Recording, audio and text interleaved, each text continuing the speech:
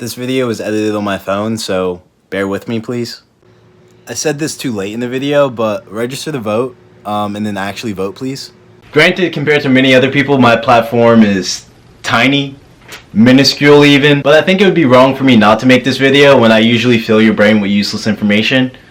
Why don't I make it useful this time? Mostly because I have indeed lost respect for a few YouTubers that I watch. Not going to mention any names, mostly because they chose to remain completely silent in this situation. But I think it's important that everyone that cares about the Black Lives Matter movement, check your favorite YouTuber. See if they made a statement on Instagram, Twitter, before they relay this YouTube video. There were a few that I know that did absolutely nothing. And for the people that did absolutely nothing, I just have something for you. I'll be right back.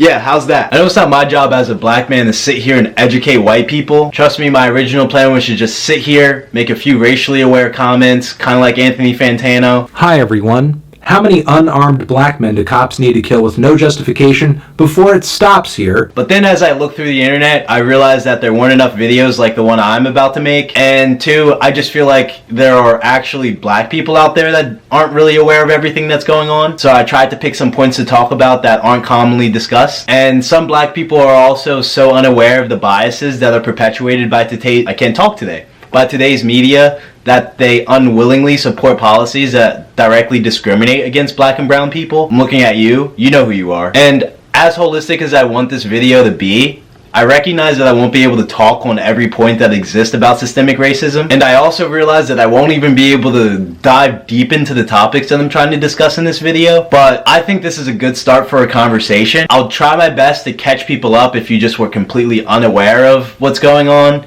And I'll try my best to leave resources down below for you to learn more about some of the things I talk about. And if you're one of the people that end up watching this video completely from start to finish and for some reason still don't resonate with the need for the Black Lives Matter movement, I have some painful words that I need to tell you. You're probably racist. But anyway, there's no intro in this video, mostly because I don't want to promote myself in that way on this video. So chapter 1, end card please. I often see people justify the need for police to be more violent towards black people because they think black people are more violent than everyone else. They'll mostly mention a few charts made by the CIA, FBI, police force that talks about how black people perform more crimes on white people or mention black on black crime. A lot of people fail to realize, one, that statistics out of context just don't prove anything. Two, a very important thing is that crimes are committed in proximity, and most of America is very much still segregated due to the idea of redlining. Black people often live in communities that are around other black people, so if you're going to commit a crime, it's more often than not, it's going to be against another black person. Same thing with white people, same thing with Hispanic people. And the idea that black people do commit more crimes against white people, again, ties back to the crimes of proximity. Most white neighborhoods are completely white, so for a white person to commit a crime against a black person that's not a hate crime, they would have to, drive out of their neighborhood into a black community to commit the crime. It's also interesting when people use these charts made by the FBI, CIA, and the police force, not realizing that these are also racist institutions, so of course they're going to try to push their agenda to you. Let me use a common analogy to kind of push this point home. Let's say a zookeeper is watching lions and jaguars to see which one is more violent, but the zookeeper already has an hypothesis that the jaguars are more violent than lions. So the zookeeper will spend more time watching the jaguars, counting each and every time the jaguar does anything remotely a little violent. Any time that the zookeeper is spending watching the jaguar is time that it can't watch the lion. Then when the lion does do something remotely violent, they'll go ahead and make excuses for the lion because of the hypothesis that they had before. Oh, the lion was hungry.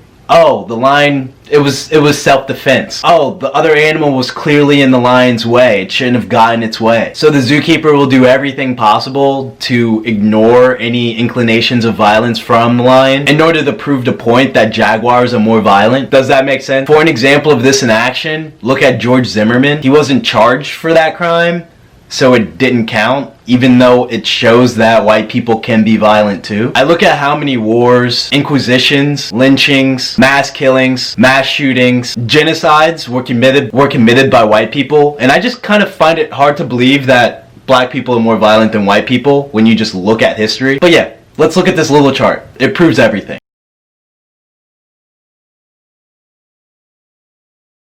It's kind of weird to me how white people acknowledge mental illness when it comes to their own people, but not when it comes to the black community. Have you ever walked into a space and worried what people thought of you because you're the only person that looked like you in the room? I know women sometimes have this experience due to their gender, so this is a great time to be an ally in this situation. When part of your identity is worn and a lot of people don't accept you because of that identity that you wear around, it really makes you start to move differently in the society. Is this person really my friend, or am I just another token black kid? Does this business really value me as an employee, or am I just another quota for them? Is this person I interact with on a daily basis really a racist, or can I trust them? Are the people that are listening to me right now actually valuing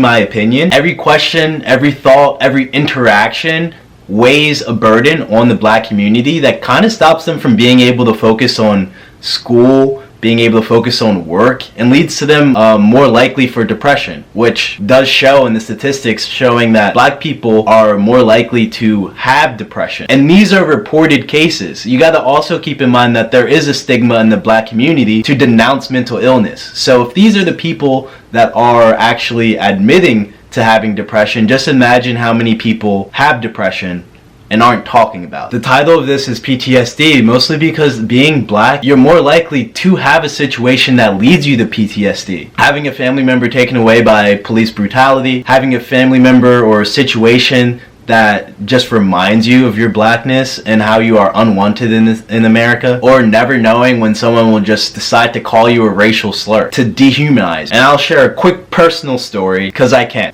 There was a brief period in time when I worked at the movie theater, you know, AMC, great company. I guess I didn't really need to mention the company, but that has nothing to do with the situation. I was an usher, so my job was to, you know, sweep the hallways, sweep movie theaters. One day I'm cleaning up a popcorn spill because a kid decided it'd be a good idea to spill his popcorn everywhere. And this older white gentleman looks at me and his bag of popcorn and sprinkles some more popcorn on the floor and says, "Sweep it, you N-word." And after you experience something like that, it does weigh on you, and it does kind of shape your relationships with certain types of people. PTSD exists on a individual level, while PTSS exists on a generational level. PTSS is post-traumatic slave syndrome. Most white people, their beliefs are, oh my god, slavery 300 years ago. Freaking get over it. But this idea that a lot of black people in America have similar life experiences with their family because of the similar experience that they once generationally had, which is slavery, has kind of led to a widespread trauma of black people. I'm not sure if I'm really making sense of trying to summarize this as concisely as possible, mostly because this is a concept that people with PhDs study and write books about, not try and describe it in a 2-minute segment in a YouTube video. This is one of those things that I really encourage you to look into deeper than just me stating it right now. There's just no amount of explaining that I can do that'll do this whole concept justice, mostly because I'm not even smart enough to regurgitate this information without plagiarizing. So I'm gonna play you a quick clip and I'll see you on the other side. Let's just say 2019, you have a black mother and a white mother. The sons go to school together. They find themselves at a meeting. The black mother leans over to the white mother and says, "I just wanted to mention to you that I noticed that your son is really doing quite well." And the white mother's response is, "Oh, thank you." She begins to go on and on about he won the science fair, his uncle's an astronaut, her son. And she says, "Well, wait a minute. Your son's the one that's really coming along."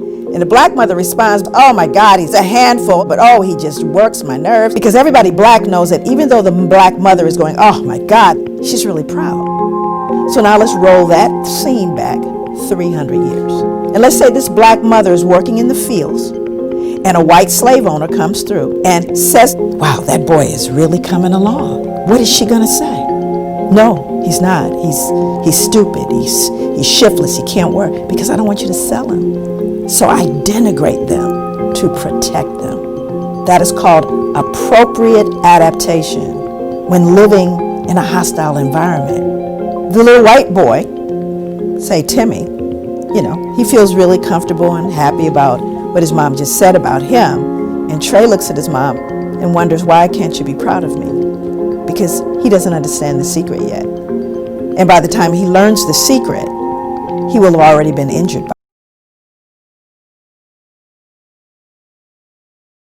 Just another quick reminder that all of these lessons are abridged, so if I leave something out, it's because I'm trying to be as detailed but also as concise as possible. Don't try and come kill me. Food deserts in its simplest form are just areas in America where it's really hard to have access to fresh produce. This means there aren't many, or in a lot of cases aren't any, grocery stores or farmers markets in this particular area. So pretty much either everything comes in a can, or if you're lucky, it's frozen. As you can imagine, this type of diet can lead to long-term health risks, being that you're pumping your body full of preservatives. And living in a food desert has shown that you're more likely to develop heart disease or diabetes down the line. These typically exist in two places, one being rural America, but a lot of rural America still has access to at least 2 cars per household. So food deserts, as annoying as they are for rural America, aren't a huge problem because they can still drive. The other place that food deserts happen to exist are lower income communities that happen to have a higher population of African Americans, which is one of the many factors as to why black people are more likely to have heart disease and diabetes. Mostly because in food deserts, it is easier to find a McDonald's than it is to find a unprocessed carrot. In fact, I used to volunteer in one of these food deserts, and a lot of the kids used to be unfamiliar with vegetables in their unprocessed form. Can you imagine it being so hard to get unprocessed, unchopped lettuce that you,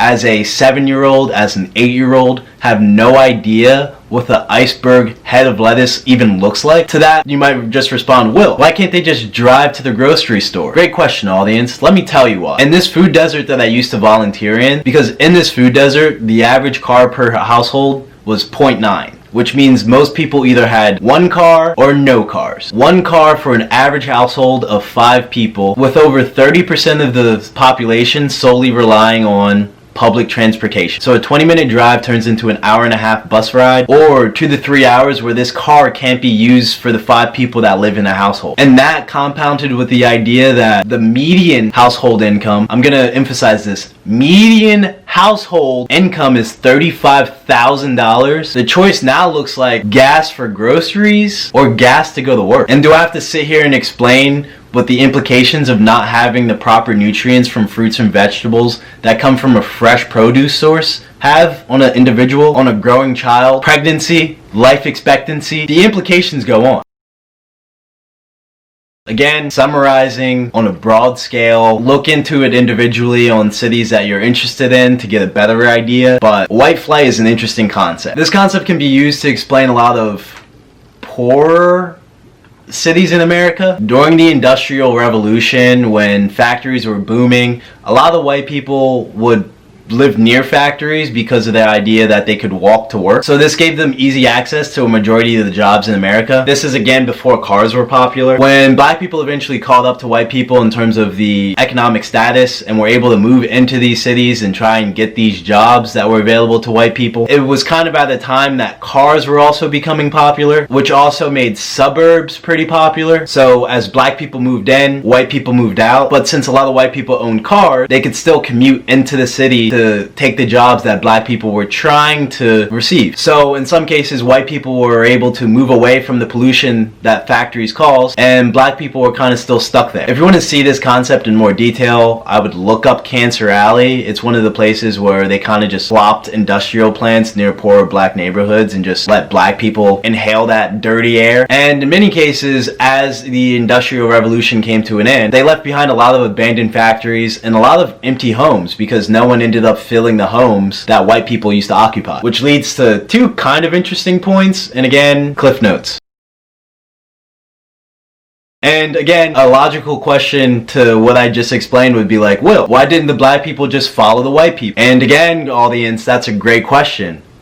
Because they weren't allowed to. That's why. Redlining is the concept that led America to be as segregated as it is right now. Again, the Cliff Note version of redlining is the idea that banks denied mortgages to black people in specific neighborhoods in specific areas. And let's just say there were black people in a community that had enough money to buy or rent a home in the area without having to go through the bank. A lot of cases, the owners in these communities or people that were renting out their homes would rather it be vacant than rent it to a black person. So this left black people to stay where they were, and they couldn't move into these suburbs where a lot of the white people were living, which leads into property tax. Property tax is more or less how communities get money for schools, fire departments, police systems, and this money obviously can only be collected on homes that are currently occupied and is often a direct reflection of the house's property value. So let's say in a lower income community, the houses are only worth $90,000, but when you look at a suburb, they're worth $200,000 or even more than that. So the communities that have vacant houses have portion of the $90,000 per year to contribute to the school system, while the white suburbs have portion of their $200,000 homes in a community in which pretty much every home is occupied. So they have a lot more money to work with for schools and education system, which kind of leads into the next point,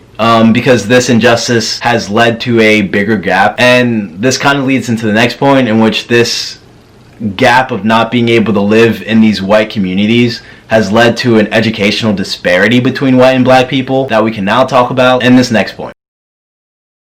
To briefly summarize, the school to prison pipeline is the idea that in areas where schooling is not as good, they're more likely to end up in juvie or jail or drop out. So in areas where they have less money to operate their schools, do the property tax, get the lower income communities where they actually need a better schooling system, they can't have it. So many of these areas actually don't have the resources necessary to be able to operate and manage their schools. To make a slightly longer story short, without having the proper education system, a lot of these bad schools do disproportionately affect black people and lead to black people being more likely to be incarcerated than their white counterparts because of the educational disparity in America. This really does require a bigger discussion than what I'm doing in this video, and like I said, I don't think I'm smart enough to be able to articulate this point as quickly as possible, so I will point out a few resources again down below, because it goes down to more than just these points. It also comes down to the performance of black people in white schools, where they're more likely to be discriminated upon. So even if you did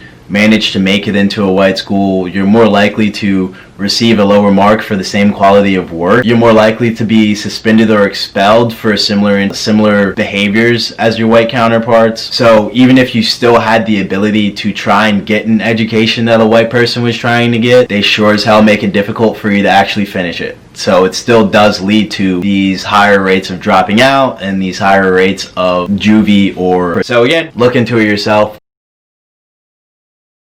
I think the idea of drugs can be greatly summarized with just one quote, but it also has to come from you having the knowledge that the CIA is one of the biggest people that smuggled crack into a lot of the lower income communities after these black communities started to show progress in a positive direction. And after you become aware that black people are more likely to be stop and frisked when stop and frisk policies are active, and when you become aware that drugs that are commonly held by black people or people of color have higher minimum sentencing, so the idea that you carrying a gram of cocaine, which is used to make crack, gives you a smaller minimum sentence than saying having a gram of crack. Does that make sense to you? Doesn't make sense to me. And when you become aware that addiction didn't really become something that was talked about or accepted as a mental illness until it started to happen to white people in the opioid epidemic.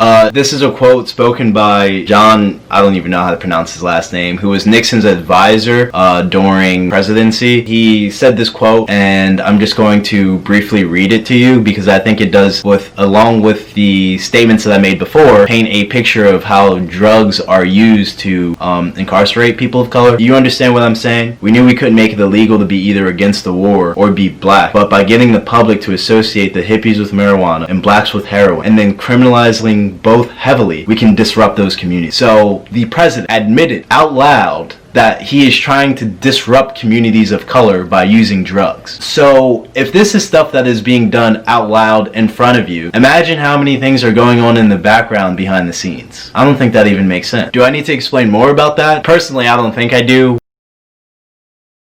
I think for now, that's everything that I want to talk about, mostly because this is supposed to just be a one-on-one. I don't want to bombard you with a bunch of racial issues, and don't think this is a complete view of everything that's going on with the black community or what it's like to be a person of color, because it's not. I literally only scratched the surface on a lot of these issues, and look at how long this video is. And I didn't go over a lot of things like microaggressions, colonialism. I didn't go into police brutality. I only mentioned it. I didn't even talk about the new Jim Crow. I didn't talk about false stereotypes about how black fathers aren't as loving as white fathers, which in actuality, statistically speaking, it is completely the opposite. I didn't even talk about how white supremacist organizations are able to run and profit off of their names. I like to think that I'm decently informed, but when you really look at the grand scheme of things, I went to school for marketing, so I'm not even as informed as I should be, or I can't even pretend that I am. And my little understanding of the social injustices that happen on a day-to-day basis, I'm just starting to think about the things that I'm completely unaware of that are happening on a day-to-day basis. When you think about the idea of being black in America, it is understanding that society is built to make sure that you do not succeed. When you look at what the right wing says, and when you look at what people often say in response to that, is just pull yourself up by your bootstraps, not even recognizing that black people in America don't even have boots to pull themselves up on. And when you go to try and buy a fucking pair of boots, you're turned down at every corner, or you could be killed trying to